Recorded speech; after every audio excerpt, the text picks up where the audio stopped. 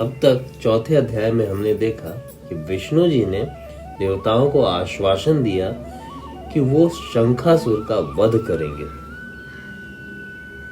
अब कार्तिक महात्म्य का 5वां अध्याय शुरू होता है।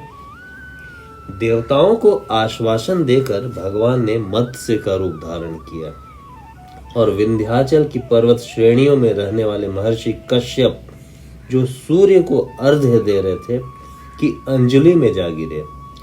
मुनि ने अंजलि में मत्स्य को देखा तो उन्हें इस पर दया आ गई। उन्होंने तुरंत अपने कमंडल में उसे डाल दिया, मगर उन्होंने देखा कि मत्स्य के लिए वह पात्र छोटा पड़ रहा है, अतः उन्होंने उसे एक पाड़े में डाल दिया। फिर देखा कि घड़ा भी छोटा पड़ गया है, तब उन्होंने घड़े से निकालकर कुएं में डाल दिया। मछली का आकार निरंतर आश्चर्यजनक रूप से बढ़ता जा रहा था, अतः कुआं भी छोटा पड़ गया। तब कश्यप ऋषि ने उस मत्स्य को कुएं से निकालकर एक सरोवर में डाल दिया। मकर के लिए वह विशाल सरोवर भी छोटा पड़ गया। अंत में उन्होंने उसे समुद्र में डाल दिया। तब विष्णु स्वरूप उस मत्स्य ने जल में छिपे शंखासुर को मार डाला और उसका शव हाथों में लेकर जल से बाहर निकले। इससे प्रसन्न होकर सभी देवताओं ने उनकी स्तुति की।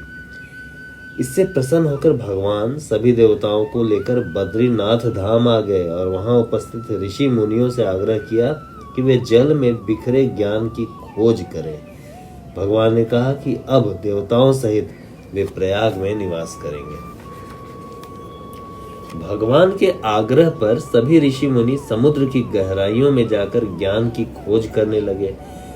जिस ऋषि ने जिस जिस ज्ञान की खोज की वह उसी का हो गया। ज्ञान की खोज करने के उपरांत सभी ऋषि प्रयाग लौट आए। प्रयाग आकर सभी ऋषियों ने अपने अपने द्वारा खोजा गया ज्ञान प्रभु के समक्ष रख दिया। वेदों एवं उनसे संबंधित ग्रंथों को पाकर ब्रह्मा जी एवं अन्य देवता अत्यंत प्रसन्न हुए। इस अवसर पर प्रयाग में एक अश्वमेध यज्ञ हुआ। यज्ञ की समाप्ति पर सभी देवताओं ने भगवान से प्रार्थना की, हे प्रभु, इस क्षेत्र को ब्रह्म क्षेत्र नाम दिया जाए तथा यह क्षेत्र सभी प्रकार के पापों का नाश करने वाला हो। जो भी यहाँ दान इत्यादि करे उसका पुण्य अक्षय हो। यहाँ होने वाले पूजा पाठ पठन कभी न मिटे। देवताओं की यह विनती सुनकर भगवान विष्णु बहुत प्रसन्न हुए।